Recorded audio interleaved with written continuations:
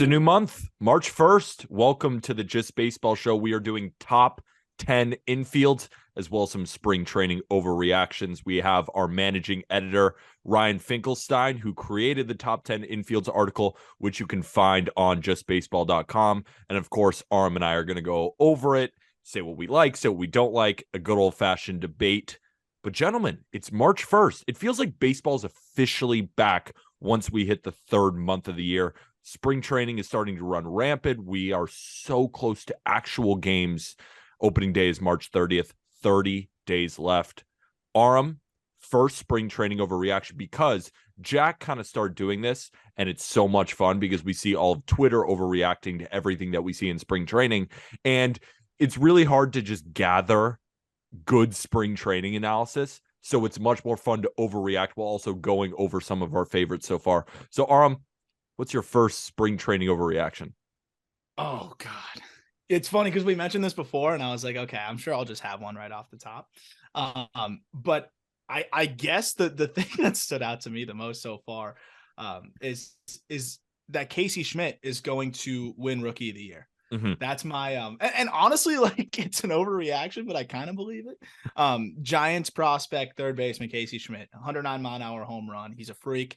I'm gonna say that's my overreaction thus far, is Casey Schmidt winning Rookie of the Year in the National League. I love it. It's overreacting at its finest. Ryan, what's yours? I will say, I was thinking in my head, I'm like, Aram's going to say Casey Schmidt. Aram's going to say Casey Schmidt. So I'm proud of myself on that one. And he knows where I'm going. It's Ronnie Mauricio. It has to be 2 home runs over 400 feet. I was there on Sunday and saw the first one loud off the bat. I texted Aram immediately, of course. I said, dude, he just hit one like Pete Alonso. And it was the first time a Met has hit a home run that far, 450 feet, with an exit velo of 110 since Pete Alonso. So obviously he's that good, but the real comp that's going to blow Aram's mind, because that's not it. I've seen a few Mets fans comparing the swing path of Ronnie Mauricio to Yordan Alvarez, which is ludicrous. Ludicrous. But that's exactly what we're doing. Spring training overreactions. The next Yordan. Aram. Come on. Ronnie Mauricio has taken years off my life. I still can't believe this guy's 21. He looks great. Yordan, I agree. I'm in. I'll just leave it at that.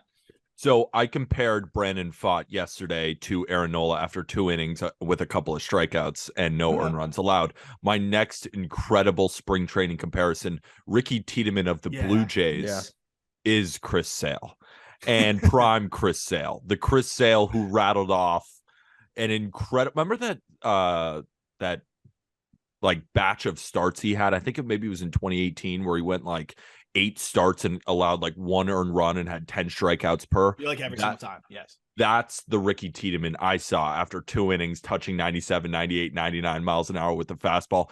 Jack even posted on Twitter, he's got a sick arm tat. Chris Sale doesn't have that. So that means he already has a leg up on Chris Sale. But arm up. Yeah. Better than an arm up. Oh, I missed that. That's a great one. Just missed that. That was a layup. It was a layup right there, and you just passed it right back to me. Yeah. I will say though, like, the reason why I like these overreactions is because all 3 are actually interesting storylines. Ronnie Mauricio is coming off a great winter, and all of a sudden looks like a better hitter. Ricky Tiedemann, I knew he had mid-90s. I didn't know he had that 99 juice in the tank like that, and it was Bayou on Javi Baez. And then, of course, I mean, I'm a big Casey Schmidt fan, so I'm glad you brought up Tiedemann, because I was literally kicking myself right after that. I was like, wait, why didn't I mention Tiedemann? I tweeted out that video of him gassing up Javi. That was fun to watch, and I think he might break into the big leagues at some point this year for the Jays. Yeah, I think he will too, because the Blue Jays could certainly use him, at least a lefty in that rotation instead of a guy maybe like Yusei Kikuchi, even though another spring training overreaction from Blue Jays fans, Yusei Kikuchi grabs a beard. He's also grabbing 5s and 6s on the radar gun, 95, 96 miles an hour. He could be back. At least that's the scuttlebutt out of spring training. And that's why we love spring training. But in this episode, we are talking top 10 infields for the 2023 MLB season. Again, our managing editor, Ryan Finkelstein, wrote the article, and Aram and I are going to debate with him. Ryan, you did top 5 double play combinations. I guess talk about kind of the differences between those 2 lists. Of course, we have first base and third base, but how did you come up with these rankings? Well, I'll tell you, the double play combinations came pretty easily to me where I really didn't need much input to kind of solidify my list. Where this one, I did text all you guys this morning because I wasn't confident with my list. And the one change we made came later, the 3 and the 4 spot. But overall, this ends up being the same list I texted you guys this morning. It was tough though, differentiate. I found 8 teams that I felt pretty good about. And then finding the 9th and the 10th team and who the honorable mentions were was really tough. There's a lot of good infields in baseball right now, and it's really that weighing kind of the top end talent and also like who the whole is. And there's a lot of infields that have 3 really good players and maybe some question marks. So it was trying to kind of gauge that to come up with these rankings. And Arm, you had a question for Ryan about the catching position, whether or not the catcher should be added to this, right? Yeah, I mean that's the hard part because we rank batteries, right? So that makes it almost a separate thing, but the catching aspect of it, I think, just makes it almost too much of a mental exercise. Like it just almost takes the fun out of it because it just becomes so complex. But it is an interesting question that is like so surface level and basic, like is a catcher part of the infield? And I'm like starting to think like, wait a second. I'm like almost contemplating now everything in my life. But I like the idea of separating catcher just because also there's a huge drop off sometimes when you have like an elite catcher versus some of the other catchers that we're seeing other teams roll out there. And it's like, how do you weigh that against a first baseman versus a second baseman? So I'm glad we kind of separated that from this. Yeah, Ryan, I remember you talking pre-record about that. Who were some of the teams that the catcher just put it over the top and made you think, well, we can't include catchers because then it's more of a catcher ranked list because of how impactful they are in an infield compared to a lot of teams who don't have that great of catchers but have a great infield. Yeah. Arm says it was a mental exercise. It did break my brain when he wanted me to include catchers originally, and I was trying to figure it out. But the problem is you have a team like the Phillies, who we're going to get into in a minute as the first honorable mention. If JT Realmuto is included, they might be top 5. With the Braves, with Sean Murphy, they might be the best infield. You look at a team like the Blue Jays with Kirk and Jansen, and they might shoot up these rankings. And even the one that I was telling Peter before, like Gunnar and Adley, are they a top 10 infield because those 2 guys are that awesome, but then the rest of the infield kind of falls off. So it goes a little bit too heavily on the teams that have a good catcher because there's a lot of good infields in baseball that just have a defensive minded catcher back there that's going to give them nothing offensively. And we'll start with the honorable mentions and we'll start with that first team that you mentioned who has a really good catcher in JT Realmuto, but comes in on the honorable mentions when we're just looking at first base, second base, third base, and shortstop. Of course, the Phillies have Trey Turner at short. They have Alec Boehm at third, Bryson Stott at second base, and Rhys Hoskins at first base. Outside of Trey Turner, because he's the clear superstar here, you could put us 3 in an infield with Trey Turner, and it's probably going to make the honorable mentions. But there is no weak spots in this Phillies infield. But I think the only problem is you got 2 really young guys who haven't fully proved it on the big stage. Yep. And Rhys Hoskins is a solid first baseman, not with the glove, but with the bat. But he's not one of the better first basemen. Like he didn't make our top 10. I assume, Ryan, that's why Phillies make the honorable mention. 100%. It comes down to what we've seen, and we just haven't seen enough from Stott and Boehm, even though we think that they can both take leaps this year, and it will be a clear top 10 infield. So that's really all it came down to. And then if Hoskins was like a league average defender, and we're looking at a guy who's posting, 4.5 win seasons instead of 2.5 win seasons, then maybe they would crack the top 10 still. He's a really good offensive player. Turner's amazing, but just short of these other 10 teams that we ended up going with here. We spoke a lot about Bryson Stott in the double play combination, but we haven't really talked about Alec Boehm and I guess what we could see from him this year. I know you're really high on a guy like Brian Hayes. You love his breakout potential this year. Is a guy like Alec Boehm making that category for you, or are you a little bit more down or maybe even higher on him than Brian Hayes? I like Brian more, especially with the defense that he brings, right? I mean, like if both of these guys don't hit that well, obviously you're going to get way more value from Cabrera, but Cabrera also hits the ball harder than he does, than Boehm does. So I think there's more power potential there too. Obviously Boehm has great bat to ball skills, but at third base too, that's the thing is like, if you're a third baseman, you got to be slugging, and I like Boehm, but you got to see more than the 398 slugging percentage from third base, right? And I know he got a little bit better as the year went on, but I think he can be an above average hitter, but I don't know if that's an impactful third baseman. And you have that question. I think Stott's going to be an above average second baseman, but he hasn't fully done that yet. Those are enough questions to keep him out of the top 10 for me. But I do like Bohm, not that much compared to some of the other guys, though. And when you start to rank all the third basemen, you realize, do I really like Bohm that much? He's more of just kind of a little bit above replacement level at this point. I hope he makes that leap this year, though. He does have it in the tank. The next honorable mention, Ryan, I'm going to go straight to you for this because I'm kind of unsure how it's going to form, right? We know up the middle with the Chicago Cubs, Dansby Swanson at shortstop and Nico Horner at second base. One of the best double play combinations was on our list. I think they were an honorable mention, but they were arguable for top 5 due to their defense and the offensive upside. But it's first base and third base that I think we're all still wondering who's going to play the position. They brought in Trey Mancini and Eric Hosmer as kind of this old platoon to, form a first base trio with Matt Mervis, who's one of their top prospects. Also, if you want to, Cubs fans, if you want to listen to Matt Mervis more, you could go check out the Call Up. Has a great podcast with Matt Mervis. And then at third base, is it going to be Morel? Is it going to be Patrick Wisdom? Who's going to play third base?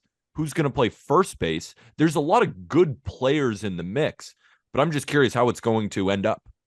Yeah, I think the first thing I write in this piece is I say, if only the Cubs didn't sign Eric Hosmer. It's nothing against Hosmer. It's just the fact that he's blocking Mervis. If we had Mervis locked into this infield opening day, I'd have a hard time not putting them in the top 10 with Mervis, with Horner, with Swanson.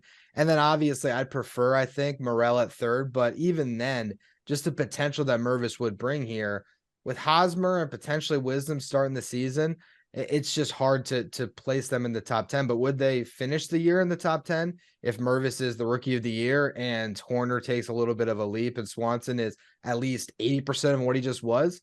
I think there's a great chance they could finish the year in the top 10. 2 questions for you. 1, who's going to play third base for the Cubs? And number 2, power rank Cubs first baseman Eric Hosmer, Trey Mancini, and Matt Mervis. You know where I'm ranking that. But first, I'll start with the first question. It's funny, like before you asked me that, I was going to chime in and say, like, would either of you be surprised if Edwin Rios is the starting third baseman by June? No, like he's got power. He's got power, and also it's like that kind of shows you where they're at there, right? Morel, I'm really worried about the approach or lack thereof. I think he could just use some more time in triple. Wisdom, we kind of know what he is. I think Rios could honestly be Wisdom, maybe better, and also is a couple years younger, has been banged up. I would like to see a little bit more of Rios, honestly, at this point. In terms of power ranking the first baseman, I think Mancini has a chance to contribute, above average right away. But that said, I'd way rather roll the dice and see what Matt Mervis can do. It would go Matt Mervis, Trey Mancini, and then way down there is Eric Hosmer. Mervis has already been putting together some great at-bats. This guy's been good every single stop. So I hope they just platoon Mancini and Mervis by June as well, because I think they're going to realize that Hosmer is just not it. And it definitely hurts the infield. But I think the third base situation is even more pressing because it's like we could legitimately nominate 3 names of guys that could potentially be starting at third. And I think that's too much uncertainty for a top 10 infield. I do think a pretty interesting platoon, though, would be Rios and Wisdom, because you hit Wisdom against lefties and Rios against righties. They're both going to strike out, but they're both going to hit some bombs. That's a decent platoon. And then you allow Christopher Morel to play more positions, because what makes Morel so incredible is that he can hit, but he can play so many different positions, not at a crazy elite level, but he can at least be replacement level at second base, at third base, in the outfield, which I think is more important for the Cubs overall to give some guys some days off. So let's move to the Dodgers. And the Dodgers, I assume Fink probably fell out of the top 10, unfortunately, because Gavin Lux in spring training just tore his ACL and is now out for the year, which is such a big blow to them. Of course, losing Trey Turner in free agency, Gavin Lux was their number 1 prospect at one point and was expected to take over the shortstop duties. Of course, they trade for Miguel Rojas to help, shoulder the load in case Lux wasn't fully ready to go. But it was looking like he was. I mean, he had some high exit velos in spring training before ultimately going down. And now you look at second base, like, what are they going to do there? I know they have Max Muncy in the infield. Of course, they have Freddie Freeman. Miguel Vargas is another name to watch out for. They have guys, but we're used to the Dodgers having so many reinforcements coming up from the minor leagues. With these injuries and the loss of some huge free agents, it looks a lot more barren than in previous years, right? Yeah, I think originally we were still going to have them as an honorable mention, but the mention was going to be, look, I still believe that they're going to get top 10 production from this infield because, you look at Vargas as a guy that could step up in a big way, but then you have Rojas as this high floor, either if they put him at second base or shortstop with Lux. Defensively, he's going to be great and going to be at least close to an average bat. Now you lose Lux, and there's just that much more pressure on Vargas, is where this conversation should go to Aram, because they need Vargas to step up. I think that they still deserve mentioning because Freddie Freeman is part of this infield, and Max Muncy is due for some positive regression. But now it really hinges on what you're going to get from Vargas. 100%. So Vargas is a guy I really believe in. I do really believe in the hit tool. I think he's going to be a good player, but at that point too, like, sticking with the trend, I believe in Mervis. I believe in Bryson Stott, but it doesn't mean that that's a top 10 infield, right?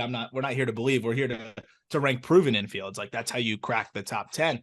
A middle infield of Miguel Vargas and Miguel Rojas cannot be a ranked infield in this game, right? Like, that Miguel Rojas is a guy that the Marlins didn't want. He's a great defender. And I think it's the great thing that they made this trade, because he can hold it down for them.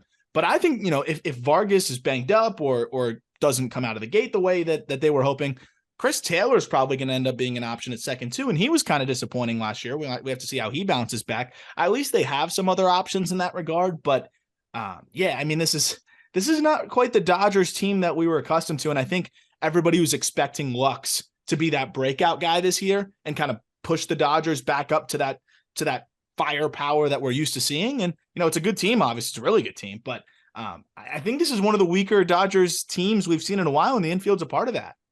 Here's an infield I would take over both the Cubs and the Dodgers right now. I would take the Mariners infield over both of these. You have Eugenio Suarez at third. J.P. Crawford, of course, is kind of the weak spot there, but he's still, I would say, the average shortstop in Major League Baseball. Like, everyone he might be the new barometer. The new barometer, right? Like, everyone worse than J.P. Crawford is a below average shortstop. Everyone better than J.P. Crawford is an above average shortstop. But Colton Wong, I would say, is above average second baseman, or at least close to it. And then you have Ty France, who made our honorable mentions list. Like, there are a lot of guys who are near the top 10 or in the top 10 of our lists. Like, and they don't really have any question marks these other teams. I would go with the Mariners. Do you agree with the Mariners, Aram, or do you like these honorable mentions as stated? It lacks the star power in the infield, but I also love. What do you mean? Ty France hits. What do you mean? Yeah, I do love Ty France. Yeah, what are you doing? I think the fact that, like what you said, there's no hole or no question, and honestly, you feel pretty good about getting above average production from every single spot in the infield. I would probably take the Mariners over a couple of those. I would agree with that. Ryan, what's your response to that? I would defend it by saying one of the honorable mentions had Freddie Freeman, the other one had Trey Turner, and the third one had Swanson and Horner up the middle, which I think is going to be the best defensive middle infield in baseball this year. So that's how I defend my three honorable mentions. All right. Better defensive middle infield than the Mets duo with McNeil and Francisco Lindor. Good. We now hear that. that. You said that. You said that. But again, I think that Horner at second might be that good. And Swanson and Lindor might not have as big of a gap as McNeil and Horner. And I'm the biggest McNeil fan out there. But defensively alone, as long as I might give it to them. As long as it's said into the mic. That's all right, on number record. 10. It's on record. It's on record. Number 10. And this is where the list starts to get really good and really hard to crack, because at number 10, the Minnesota Twins check in. And the infield goes as follows. At first base, we're looking at probably Alex Kirilloff. At third base, probably Jose Miranda. And then up the middle duo of Carlos Correa and Jorge Polanco. But the Twins, they have a lot of guys who could fit in this, right? You have Nick Gordon, who could potentially play some second base, maybe some outfield platoon. They have a lot of options, which is why they were able to trade away Luis Arraez to the Miami Marlins for Pablo Lopez. They have the backing here, and I know they have some prospects. Before we kind of get to prospect talk with Aram, Ryan, the Twins come in, feels like a pretty safe infield. Kirilloff hasn't shown much, but Jose Miranda, when he debuted last year, just hit tanks, like Aram said. And then, of course, you have Carlos Correa to help. And Jorge Polanco is still a good second baseman. We expect him to have a better offensive year. I agree here. The Twins are better than any honorable mention we might have named, but I think the Mariners compete in this kind of realm with the Phillies. Like, these all feel pretty similar, but you have the Twins at 10. The reason I think the Twins are at 10, and we'll get to Correa in a second, I think that there's some questions, obviously, but they hedge the questions with depth because you have Royce Lewis and you have Nick Gordon. So even if you have some questions about Miranda playing third, you have some questions about Kirilloff needing to really solidify himself, they could always slide Miranda back over to first and move Polanco around or Gordon. So they have so many options. And then when it comes to Correa, I think after the offseason he had, we could see the ultimate Carlos Correa fuck you season where he's just awesome this year. I just think that he might come out like a bat out of hell and put up an amazing season. And with that, I felt like combining his, immense upside and then the depth that they had, it was the top 10 infield. It's August 15th. The Twins are playing the Reds, barring injury. So no one got injured up to this point. Who's starting at third and who's starting at first base? That is really good. Because to the point of what Fink said, first of all, I think that point was excellent about Correa. I do think he's going to come out with a chip on his shoulder, and I'm really interested to see what that looks like. Because obviously he wants to prove that he's healthy, and he's got incentives to hit too. That will pay him a good amount of money. But looking at the infield, like I'm all in on Miranda's bat. I think it plays. I honestly think he might be better at third than first, which is rare. But I just think he wasn't that comfortable at first base. He's played more third throughout the minor leagues.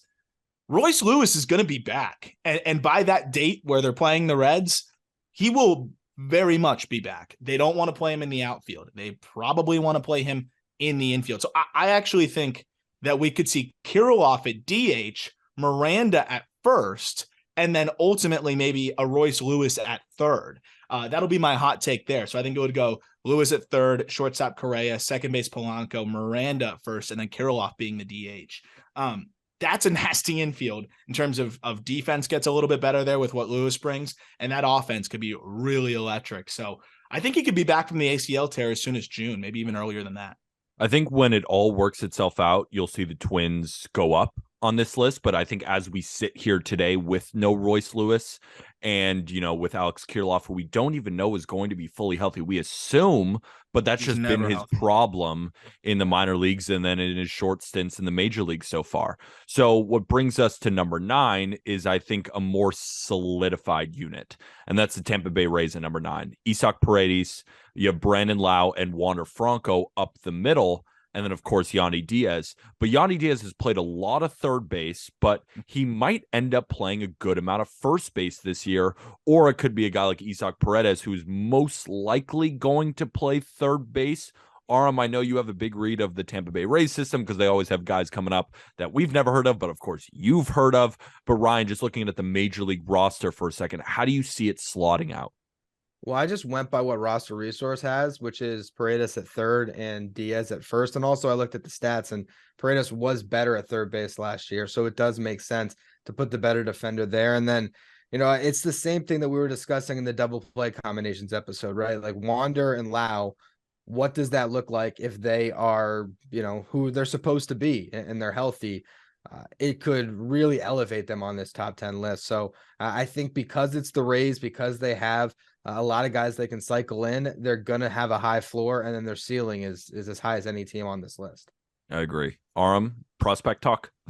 Yeah, so this is a team infield-wise, I think that is as deep as anybody. So I think they have a lot of fallback plans, and we're talking about not counting on the rookies, not counting on the prospects. The Rays aren't doing that, right? They have Paredes, who they know could be at least an above average hitter, or at least an average hitter at the position. They have Yandy Diaz, who they know rakes. And if Brandon Lau's hurt, they've got other options. I think Curtis Mead should be up there ASAP. I think that's one of the best offensive prospects in baseball. He can play third. He can play first.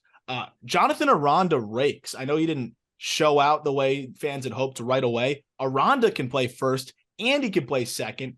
And he's a plus hit tool guy who can really swing it. So that's two guys right there that could plug right into the infield. And then they've got the perfect like bench glove guy in Taylor Walls, who's a defensive wizard. So to Ryan's point, they can cycle so many dudes in and out of that infield that there's no way that even if things go wrong, they've got backup plans that I think could keep them in the top 10. I agree. I think this is the first one where it's almost, you can't argue against them being in the top 10. I could see you arguing against the Twins just because there's more question marks, but the only question mark for the Rays is staying healthy because they have so many options and so many good prospects. And it's not like the Reds, right, where they have some 19-year-olds in high A where it's like, yeah, one day, but Curtis Mead is right now. He's ready. Jonathan Aranda is right now. Like, these guys can make impacts today.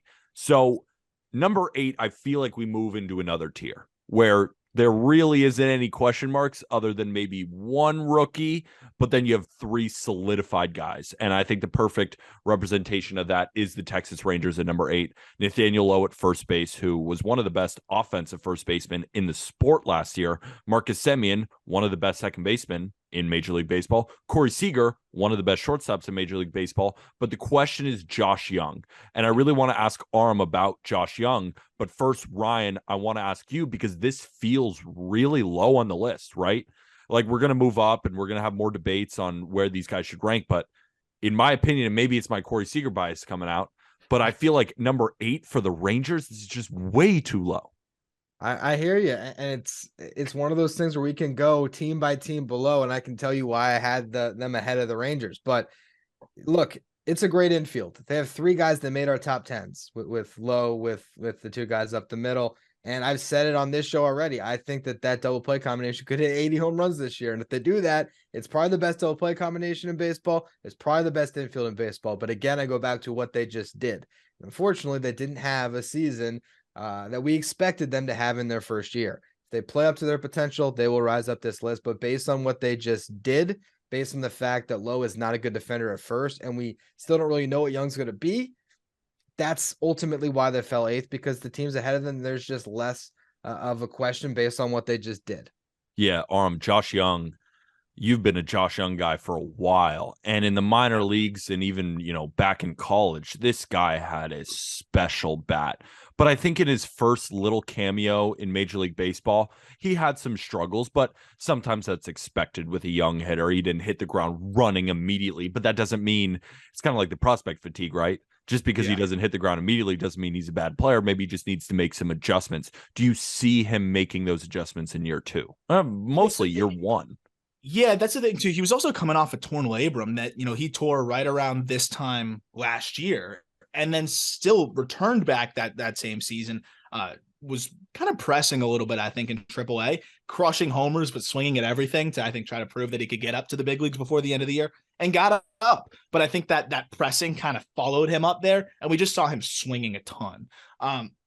If he doesn't adjust that approach, I'd be worried, but I feel pretty confident that there's people in Josh Young's ear saying, hey, just tone down the high swing rate. Hey, just lay off, because he has good bat to ball skills overall. He was just super aggressive. So I think he can figure it out. And I think he's going to be a solid bat next year. But I do think that is, as we're going the rest of the way, this is one of the bigger deficiencies, I think, or question marks through the rest of this. But I kind of agree with Peter. I think this is an infield that should be ranked higher just on potential. But I can also understand that Fink, is just going off of what we saw last year. And the reality is, if Nathaniel Lowe isn't a 140 WRC plus guy like he was last year, basically, he's not going to break 3 wins. He's not going to be more than a 3-win player. So that does put a lot of pressure on the bat. And then we got to see what that middle infield duo does. I agree. I think the Rangers have more upside, but again, going back to Fink's point, it's really hard to rank them over a team with a floor like this. And that's number 7, the San Diego Padres.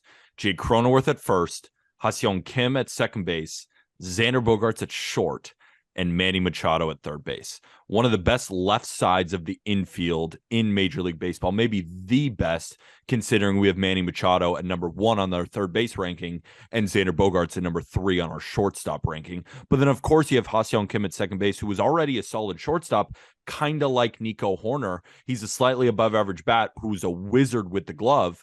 But you do have Jake Cronenworth, who had a really down year, something kind of out of the ordinary for a guy like Jake Cronenworth.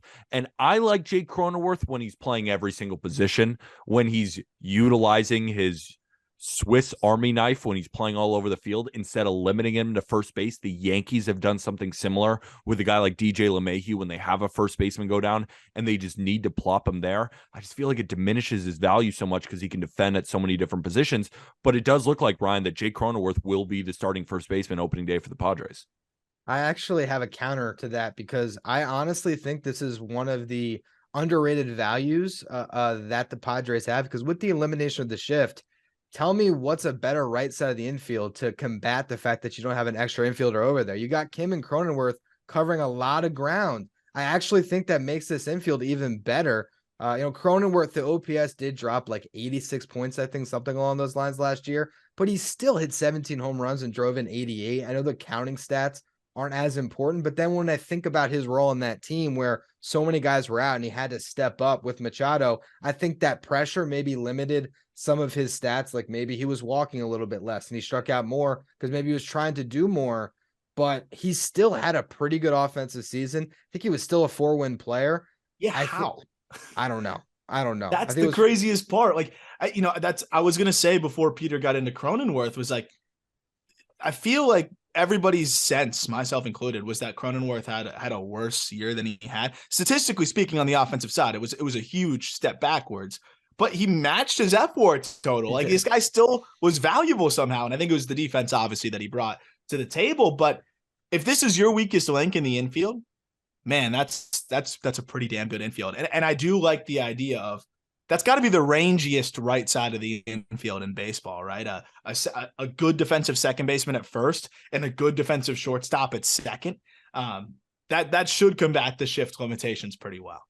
So we were going over our top 10 first basemen, and the classic TikTok comment is, where was CJ Cron? And I combated that with, well, Coors Merchant, 900 OPS at Coors, 650 OPS on the road. Yandy Diaz had 9 home runs. Yeah, he got on base at a 400 clip, which is incredible. But a 146 WRC plus, is Yandy Diaz a WRC plus merchant? And is Jake Cronenworth a war merchant? I think it's a question that needs to start being asked, because how the hell did he do it, Arm? How the hell did he do it? DRS, OAA. Yeah. I have no idea. But hell, it was a good season. By all the numbers we look at, it seems like you had a good season. And here's again, I think they're all in this same tier because, again, one real question mark. 6 is the Toronto Blue Jays. There is absolutely no question marks at first base and shortstop. Vladimir Guerrero Jr. is going to hit bombs for the rest of his life. Bo Bichette is going to have a special bat for the rest of his life. Matt Chapman did struggle on offense last year, but when we were talking on our top 10 third baseman, it's a cop-out, but he is in a contract year, which makes me think he's going to go nuclear. But Santiago Espinal is such an interesting player because Espinal is kind of used as a utility guy, but really found a home at second base. I know they have Whit Merrifield too, who can play some second base, but can also play in the outfield. Kevin Biggio is still running around somewhere. They have guys, but I think it's the second base question is the biggest one because we don't know exactly who's going to play there. And if it is Santiago Espinal, what do we expect from a guy like this? Because we don't really need to talk about the superstars in this infield.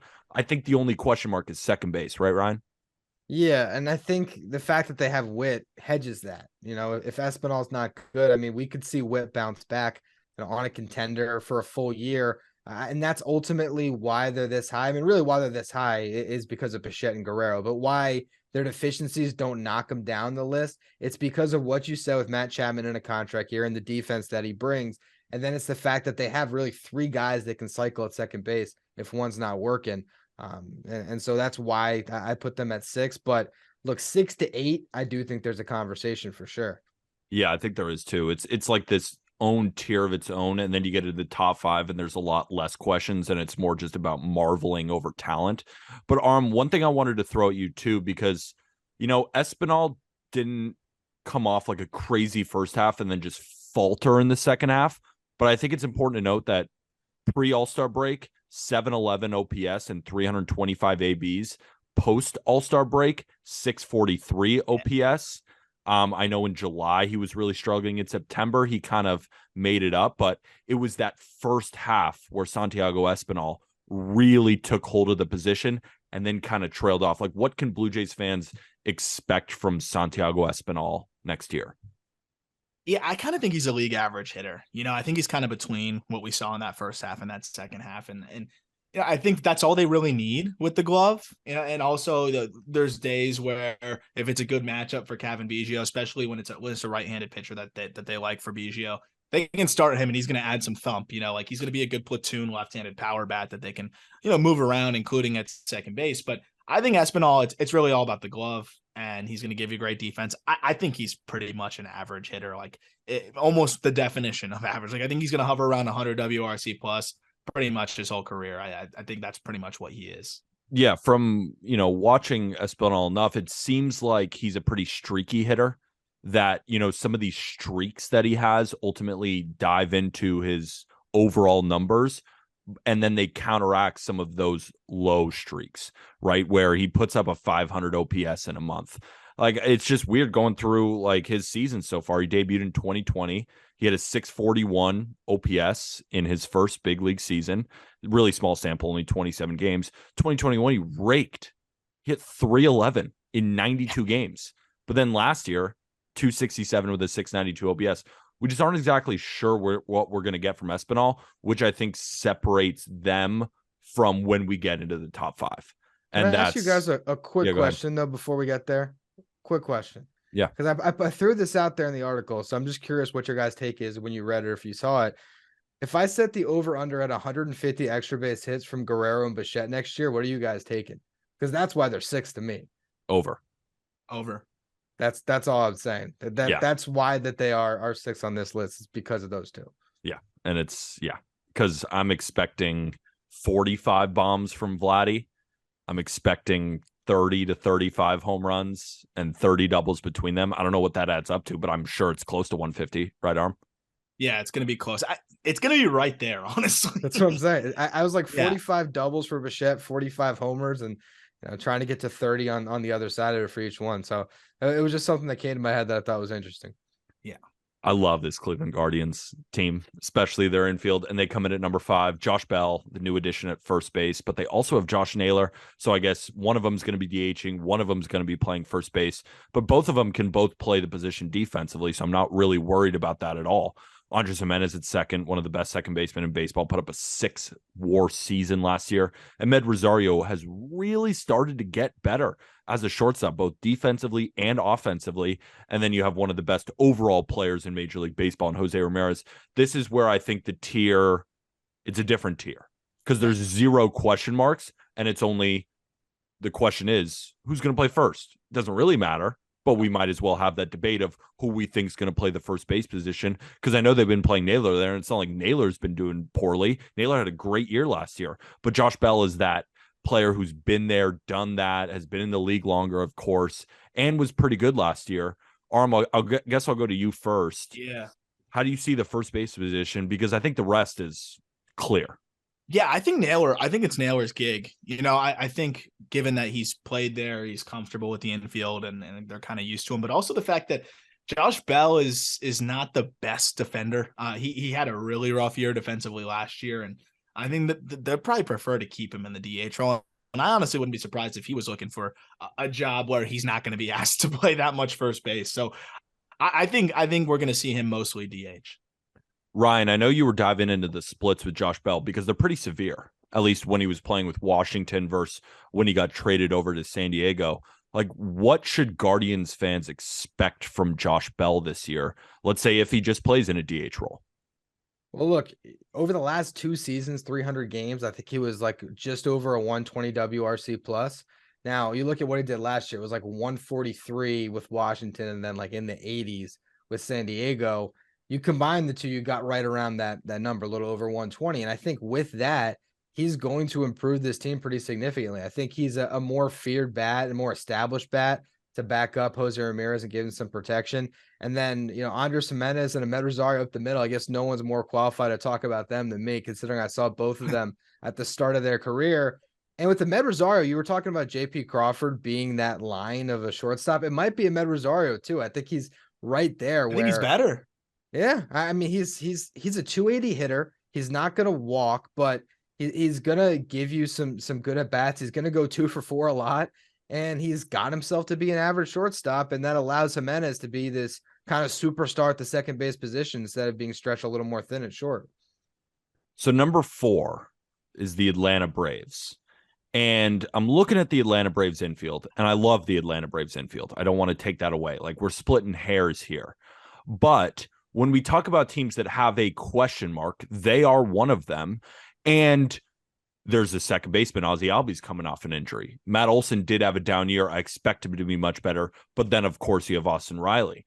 I would argue that the Guardians could be in this conversation at 4. The Blue Jays could be. I think the Rangers, I don't know about the Braves this high, especially when there's almost no question marks, especially with the Guardians, because you do have Vaughn Grissom at shortstop, and we just don't know what we're going to get from him. Aram, I know you've been talking about Vaughn Grissom, it feels like once a week on this podcast, but have you done any more digging, any more spring training overreactions? As you sit here today, because things can change, opinions can change about a guy as we move closer to the season. Are you more excited than at the beginning when we first found out that Dansby was going and that Vaughn was going to be the shortstop, or maybe are you less excited from something that you've seen? Obviously it's not going to be what they got from Dansby last year, but what I'll say, he actually made a nice play the other day in spring training. I watched every single ball he took in the minor leagues last year before getting called up at shortstop. And I think he can fully hold it down. I don't know what he's going to do with the bat. I won't pretend I can know what he's going to do with the bat. I think he's going to be decent. But even if he's a 100 WRC plus guy and a league average defender, so let's literally just put him at that, at shortstop, is the star power of the rest of this infield enough to put him at 4? And I think that's the real question, because I don't think Vaughn Grissom is going to be a liability. That's one thing I could say with a lot of confidence is he will hold it down well enough. I don't know how much value he's going to give beyond that, and that's where it's kind of up to him. Because the way I was thinking about it, would I rather have Nathaniel Lowe, Corey Seager, and Marcus Semien, or Vladdy, Chapman, and Bichette over Riley, Olson, and Albies? I might. But then they all have these young rookies or a guy like Santiago Espinal manning the other position. And it's not like the Braves have a ton of depth here either, because we're just looking at the 4, and maybe that's what these rankings are based off of, and we're kind of just talking about depth. But it doesn't seem like the Braves have that backup, like a Whit Merrifield with the Toronto Blue Jays or someone like that who can easily slot in. Maybe am I forgetting someone? That's where I would actually lower the Braves on this list. Yeah. Orlando Arcia, I guess.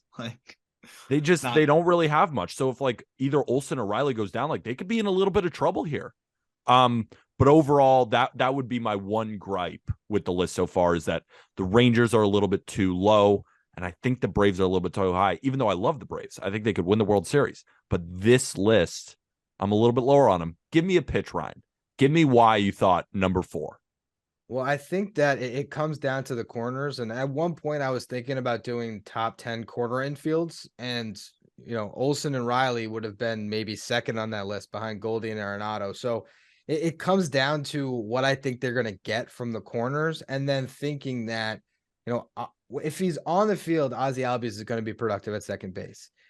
What's Grisham going to be at shortstop? I think there is a chance that he can be an above average shortstop, but it really does hinge on those two guys at the corners. It's the fact that Austin Riley is now a perennial MVP candidate. It's the fact that Matt Olson, in a down year, still hit 34 bombs and drove in over 100. And that's considered a down year for him, because we saw what he did in 2021. And the fact that he could get better, and instead of hitting wherever he was in the mid 200s, he could be closer to 280 again and getting on base at a 360, 370 clip and hitting 40 bombs. And you can combine that with Riley, and that's just going to raise the floor of this infield. So to me, it's if I was to say who's going to be better this year, Matt Olson and Austin Riley or Corey Seager and Marcus Semien, I don't know. I think I would hedge more towards the Braves duo. That's just me. But I also understand the upside that the Rangers possess, and that's the fun of this conversation. Yeah, no, I think that's a good point. Arm, you have anything before we move on to number 3? I think that was the best way you could put that. You know how I feel about Riley. I think Wilson's going to be a step up, getting closer to what we saw with his final year in Oakland. Those two guys could be one of the best offensive duos in baseball. So it's a sound argument from Fink. My only thing, I'll argue one more thing for the Blue Jays: Bichette and Vladdy, or Riley and Olson. I would take probably Bichette, as I said it, and then Chapman versus Albies. You might take Chapman. I would. Maybe we did snub the Blue Jays a little bit. Maybe they should have slid into the top 5. I also will say part of this too is probably protecting against my Mets bias, where if I had the Braves too low, I thought people would jump on me like, oh, you have the Mets 3 and the Braves 7th, and you have the Phillies off the list. You're just full of shit because you're the Mets guy. So maybe that also was part of it. And Albies was 30 and 100 his last full season. So, if he's that again, you're taking this, I think, pretty easily. And I'm an Albies guy, so I'm good with having Albies there. I mean, we're splitting hairs anyway. Number 3, New York Mets. This is where the list gets real good. Real good. Because the only question mark is Eduardo Escobar. And if you ask Mets fans, he's the worst player on planet Earth, when in reality, he's fine. And then you combine him with Pete Alonso, the best run producer in Major League Baseball. I thought the coolest stat from that first base article that I think you wrote, Ryan, Pete Alonso, 187 WRC plus with runners in scoring position last year. I mean, that's incredible. No wonder he had 131 RBIs and is consistently over 100 with 40 bombs. And then you have Jeff McNeil, our number 2 second baseman, and Francisco Lindor, who I think is the number 1 shortstop. And then you can have a debate of 2 to 5, but I think it's Lindor. Love the Mets at 3. I'll just give you 30 seconds to just shout and scream and be happy. I might need more than 30 seconds because also you failed to mention too, another part of what I was talking about, Alonso cut his strikeout rate to like 14% with runners in scoring position. So he shortens up in those spots too when he gets to 2 strikes and just finds a way to get that run in, whether it's sac flies or just finding a hole to get a hit. Look, Alonso has led the league in home runs and RBI since his debut. We have McNeil and Lindor as the best double play combination in baseball. That's why they are 3rd on this list. If Brett Beatty was their starting third baseman, and I think he will be, and if he is what Aram believes is going to be, and I believe is going to be, this Mets infield could be the best in baseball. And I can really see by June, if not earlier, Eduardo Escobar is platooning with Beatty. He's better from the right side. So he's just facing left-handed pitching. You got Beatty starting against all the righties, and that's just going to take this infield to another level. Aram, to Peter's, one of the biggest Brett Beatty guys. I'm all in on Beatty. I mean, this guy just absolutely rakes and hits the ball hard and can hold it down at 3rd. And to your point, Peter, though, even if he isn't ready for whatever reason, even though I say with a high degree of confidence he is, Eduardo Escobar wasn't that bad. Again, I think that's a really important point here. He had a 2.3 F4, which he was coming off a season where he had a 2.6 F4. What were Mets fans expecting here? I know that it was a slightly down OPS compared to what he had the year before, but the WRC plus was 1 point off. He still hit 20 bombs. Were you expecting something else, Fink? I don't understand why fans were so frustrated with Eduardo Escobar. Well, it's because you look at, if you didn't watch his whole season, you look at the final numbers and he played to his career norm, but he put up like a 176 WRC plus in September and hit like 9 of his home runs. So it was really that last month that got him there. And people are remembering him having some dreadful months before that. I also want to mention, Escobar had lost his starting job to Louis Guillorme. They were platooning and then Guillorme got hurt and that allowed Escobar to have that September. Guillorme is one of the best utility infielders in the game, and Buck Showalter, I love him. And Buck Showalter, the only person who loves Louis Guillorme more than me is maybe his parents and Buck Showalter. That's it. Buck Showalter called him his irregular starter the other day. because of the fact that they can play him at third, at short, at second, and they're even going to play him at first this year. And he got on base at a 350 clip, and for his career, he's gotten on base at a 350 clip. He gives you good at bats. If he's batting ninth and playing great defense for you, if any of their guys go down, they can plug him in and be pretty comfortable. And they have Mark Vientos. Yes. Like, they have a lot of good young players. Where's Mark Vientos? And I'm sorry, Yordan. Remember, Ronnie Mauricio. Oh, yeah. Don't forget our spring training overreactions. They have Yordan in the making. Ronnie Mauricio, Yordan Alvarez, basically, Brett Beatty, and Mark Vientos. Like, which of those guys should Mets fans expect to make an impact this year? Beatty. I think Beatty's gonna really produce. He figured it out last year. This is a guy that hit it hard and hit it on the ground. I know you just talked about Ke'Bryan Hayes last episode, and you literally said, like, you begged him basically the way I begged Ozzie Albies to stop switch hitting. You begged Ke'Bryan Hayes to hit the ball in the air. I was doing the same thing on the prospect side with Brett Beatty the last couple of years, and Fink and I always talked about it because it was so hard, but on the ground. He cut his ground ball rate by like 10% last year, and we saw that the extra base hits skyrocket. And it seems like that is just going to continue to happen. We would have saw it more if he didn't get banged up at the end of the year, and he's already off to a great start in spring training. I think this is a rookie of the year dark horse too, because like he just really can impact the baseball and has a good feel to hit. I think this is a new tier. And the reason I say that's a new tier is because every single position is loaded, and I don't have any question marks. Number 2, St. Louis Cardinals. Paul Goldschmidt at first, the NL MVP. Nolan Arenado at third. What, he finished second or third in NL MVP voting? Third. Tommy Edman put up almost a 6-WAR season between second base and shortstop and only looks to be getting better offensively. Nolan Arenado called Tommy Edman the best defender he's ever played with. Now, I know he's coming over from Colorado, so it's not like he had a ton of good fielders to look at, but I think that's incredibly high praise. A guy like Nolan Arenado, who's played on Team USA teams, like has played with a lot of guys, and said Tommy Edman is the best defender he's ever played with.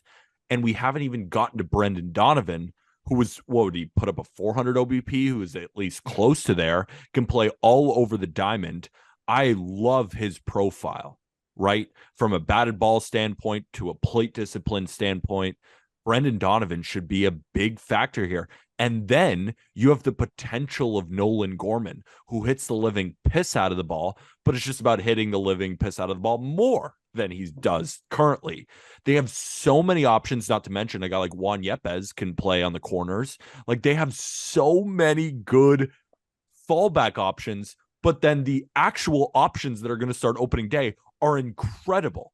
Like, the St. Louis Cardinals easily should be number 2. And that's why this, even though the Mets have a great infield, you still do have the question marks at third. There's no question marks with the Cardinals. And then I think it's just about talking about their prospects, because why not? Like, they could make an impact. Well, first of all, the weakest link for the Cardinals infield is a guy with a 394 on base percentage last year. Like, it's just that simple. Like, that's absurd. And then they've got the other options too. Alec Burleson can even play first. God forbid anything happens to Goldie, but it's just another guy that technically plays the infield. And then of course they've got, Mason Wynn and other prospects too. But it's so hard to believe that this is not the number 1 infield. And I'm not disagreeing with Fink, because I agree with these rankings here, 1 and 2. But it's like, how the hell is this not the number 1 infield? It's how many WAR across the board here? What was Goldie? Like 6. Arenado was 7. Donovan was 3, and Edman was 5.5. Like, that's stupid. That is stupid. And I think what we should do, instead of like just keep hammering how good the Cardinals are, let's bring in our number 1 team and just kind of have a debate on who we'd rather have. Because number 1 is the Houston Astros. You got Jose Abreu at first. Remember when he won the MVP in 2020 and then hit 300 last year and finished 5th in F4 among first basemen? Yeah, he's still hitting. Jose Altuve was the 4th best hitter in Major League Baseball by WRC+. Not 4th at second base, 4th in Major League Baseball. Jeremy Pena established himself as one of the best defenders at the position and then won the ALCS MVP and the World Series MVP. And then, of course, you have Alex Bregman, who just brings his lunch to the ballpark every day and just hits, and has hit his entire career. Yeah, he had that little conspiracy thing where he couldn't hit breaking balls that well. That's thrown out the window. I was talking to Jack on the last podcast when we were talking about third base, and I was like, my Yankee bias brain, I have nothing else to say anymore because they beat the conspiracy theory. So everything that was harboring in my soul, what am I going to say now? Now I'm just they a beat hater. the case. They beat the case 100%. I mean, to see what Bregman did last year, I think is a huge thing that puts him over the top, right? If Bregman was like kind of like the banged up form he was in 2021, like we might be saying, okay, it's a little closer, but he's right back to 5.5 win season last year. He's right back to hitting bombs, getting on base, and always playing good defense there. Ultimately, what are the separators here for you guys? Because I think there's a couple of things that it boils down to for me, but you have the Cardinals who have 2 top 3 MVP finalists, one of them being the one that won it. And then you've got that middle infield duo that is just defensively incredible and good with the bat. But then with the Astros, you have what you just mentioned, Peter, what you just broke down there. Like, what is the biggest distinguishing factor between the Astros and the Cardinals? Because I think that's just an interesting conversation in itself. Well, I'll tell you the reason why I went Astros was the addition of Jose Abreu into an infield that just won the World Series, and thinking about what he could bring to their lineup. I was just kind of playing with it in my head. I'm like, all right, if you could now slot in, Abreu where Bregman was hitting and move Bregman into the 2-hole and bump Pena down the order. I mean, they can go Altuve to Bregman to Yordan to Abreu to Kyle Tucker. I mean, it's maybe just the fact that the Astros as a team are nasty, but that infield is so good, and it's splitting hairs, Cardinals versus the Astros. I could have gone either way. I really thought about it. Ultimately, I just felt like, Goldie and Arenado better than Altuve, Bregman, but how much better? And then if I broke it the other way, Edman, Donovan versus Pena, Abreu, I just felt like Abreu was the best player out of the bunch. Thought that Pena, I already did the whole Pena Edman thing with Colby, so I don't even get into that, but I think Pena is the better shortstop. And so with that, that's why I leaned Astros, but I wouldn't tell you you're wrong if you told me the Cardinals are better. I think they're about even, honestly. It could be 1A, 1B. So what I did right now, I don't know if anyone watching on YouTube is like, what the hell is he writing down? So what I'm writing down on a little Post-it note, I don't have my iPad like that nerd Jack. I have the Astros and the Cardinals. And what I was thinking is we go by each position and we give them 5 stars, right? Or 4 stars, 3 stars, 2 stars. We'll work our way down and then we'll add up the stars. Okay. That's, I feel like, the best way, because it's like, yes, Altuve is better than Donovan, but like that matters because that gap matters for what the other gaps are. Because if we just go position by position, it doesn't really solve anything because we were probably going to get 2-2. And then we're just going to sit here, not having an answer. So Astros, Abreu and Goldie. I'm going to give 5 stars to Goldie. I think that's pretty fair, right? Yeah, 5 stars to Goldie. Do we give 4 to Abreu? I think so. He's closer to a 4-star. 4-star guy. All right. Altuve, I'm giving him a 5-star. 5 stars. How could you not? Is Donovan a 3 or 4-star second baseman? I think he's a 3 right now. We just need to see. We need to see. Well, no, and we're not doing decimals. We got to make a decision here on the Just Baseball Show. I think he slugged under 400 last year. So he's a 3 stars good. It's better than average. Great. Good. Yeah, it's an above average starter. I think that's what he is. Yeah. Jeremy Pena. Probably 3, 4. I'm an Edman over Pena guy. Okay. I am an Edman over Pena guy. Defensively, I might take Edman. Like if Arenado's saying he's the best defender he's ever had, he had more defensive runs saved last year than Jeremy Pena did. Metrically, he was better, but of course it was between shortstop and second base. But what makes me feel good about that defense is when he moved over to short, the defensive metrics went out the window again. Like it's just wherever he plays, he's going to be one of the best defenders at his position. And he had a better WRC plus last year. Like I would put Edman as a 4-star shortstop, and I would put Pena as a 3-star shortstop today. It could change by the end of the year. I could learn to eat those words, but right now, as we stand today, when we're making this list, I give Edman a 4 and I give Pena 3. Probably would be Pena like a 3.5 and like Edman a 3.8. But for this discussion, I'm giving Pena a 3 and Edman a 4. Where do you stay, Arm? Because I know what Ryan thinks. I can sign off on that.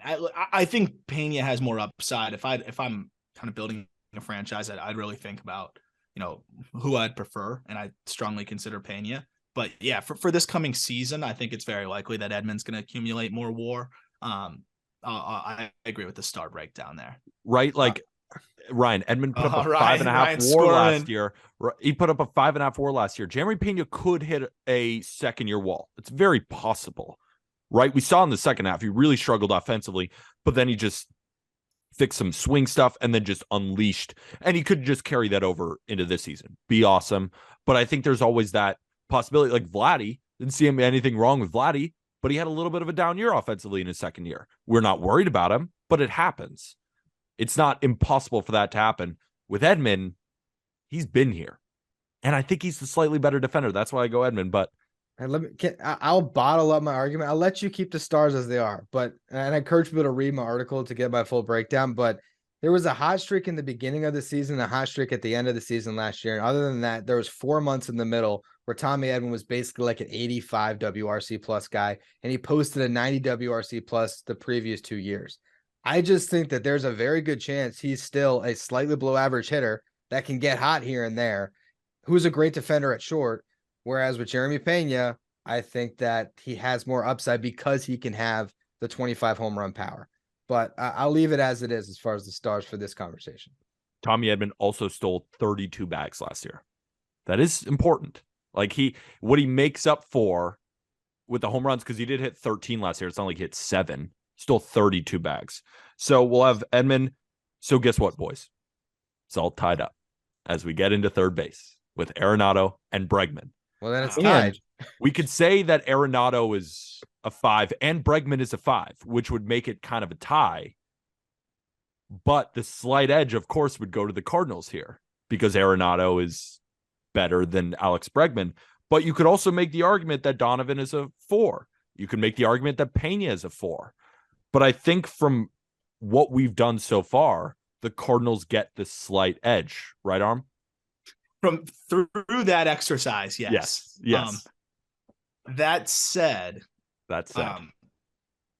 Bregman's a big X factor in this, but also it's just Pena versus Edman is ironically what this shit comes down to, which is what Fink has like a master's degree in at this point, and he's been comparing them to all offseason. As an article on that too, which is a great read. I just feel safer with the Astros overall with just what they do, but I could really see it either way. I could see it either way. But there's a legit case that Tommy Edman and Brandon Donovan up the middle are like below average offensively next year. And if that's the case, it's like that's not the best infield in baseball. It's really good defensively and a really good overall. But if you have a middle infield that's below average offensively, like that's kind of tough. Yeah, I'd almost say, do the Cardinals have more upside? And do the Astros have a higher floor? Because I think Altuve, Abreu, Bregman, yeah, we know. You kind of know what you're getting. But the only 2 players that we absolutely know are Goldie and Arenado. Because Edman, we don't know for sure. We're more positive because we have more data to back it, but we aren't totally positive. And Brendan Donovan, we aren't sure. We can say that we are, but everyone knows that anything can happen in baseball. That's why it's the best sport in the world. That's why it's not scripted. That's why, we do preseason stuff and then we find out what we learned at the end. I would just lean the Cardinals slightly, but it's a great debate. Like it's an incredible list. I'm so glad that we did this. Yeah. Overall, let's just recap it. Number 1 was the Houston Astros. Number 2, St. Louis Cardinals. 3, New York Mets. 4, Atlanta Braves. 5, we got the Cleveland Guardians. At number 6, we have the Toronto Blue Jays. Number 7, San Diego Padres. 8, Texas Rangers. 9, Tampa Bay Rays. 10 is the Minnesota Twins. And then our honorable mentions, Chicago Cubs, Los Angeles Dodgers, and Philadelphia Phillies. My one real issue, because splitting hairs with the Rangers, splitting hairs with the Blue Jays and the Braves, my one issue is the Mariners not being on this. I think they have to be on this, and the Yankees should be in the top 5 now that IKF and Josh Donaldson are on the left side of the infield. And the Marlins have something to say with Joey Wendell. And don't sleep on Arias Wendell up the middle. Don't That's sleep. All I gotta say. Can't do it. Don't sleep. But has this article been released yet, Ryan? It'll be up. I'll publish it on whatever day. What's today, guys? I'm lost. Today's Tuesday. As we're Wednesday recording morning. Tuesday. Wednesday morning. It'll be up. As we're recording, can you do me one favor and add the Mariners in the honorable mentions just to make me feel good? I mean, shouldn't I snub them if we spent this whole podcast talking about them being snubbed? I guess. Sure. Mariners fans, I'm with you. I think you guys are honorable mentions, maybe even top 10. Blame Ryan. His DMs are open. You can find his Twitter in the episode description. Send him all the hate mail. I'll join you. I'll send him DMs with you. But this is a great episode, guys. This is a ton of fun. Great list, Ryan. Really appreciate it. Definitely go check out Who's Better Baseball. It's Ryan's new podcast. He hosts a debate show. Just recently did Tommy Edman versus Jeremy Pena, like all these really fun debates where people like to listen to people splitting hairs because that's what it is. It is such a blast. I love the new podcast. Of course, Arm just opens up his bank. It seems like 4 days a week for prospects, but he's got much more with new prospect interviews coming up on the call up. I know I'm out here not gambling my face off, and you got to go check out that podcast. World Baseball Classic preview is coming. It should probably be available Thursday. Just Fantasy Baseball show is doing really well. The best way to support Just Baseball, however, is to get yourself some merch. That is in the episode description. And if you don't want to spend a dime, rate this podcast 5 stars, whether it be on Spotify or Apple Podcast. And then, of course, if you're watching on YouTube, hit us with a like, comment your top 10 infields in Major League Baseball, and hit that subscribe button. Ryan, anything we got to clean up before we say goodbye? Nope. I got nothing. I just don't sleep on the Marlins middle infield of Arias and Wendell. It's going to be a problem. I'm fast asleep. And with that, thank you, everybody.